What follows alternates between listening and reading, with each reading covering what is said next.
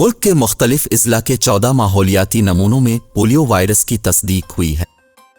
तर्जुमान वजारत सेहत के मुताबिक पेशावर के 3, हैदराबाद के 2 और कराची शर्की के 2 नमूनों में पोलियो वायरस पाया गया। तर्जुमान का कहना है कि कराची वस्ती, किमाड़ी और गरबी से एक नमूने में वायरस निकला है, जबकि सक्खर, क्वेटा, कोहाट और इस्लामाबाद के भी एक नमूने में वायरस रिपोर्ट हुआ। तर्जुमान का कहना था कि तमाम नमूनों में पाया जाने वाला पोलियो वायरस सरहद पार से आया है।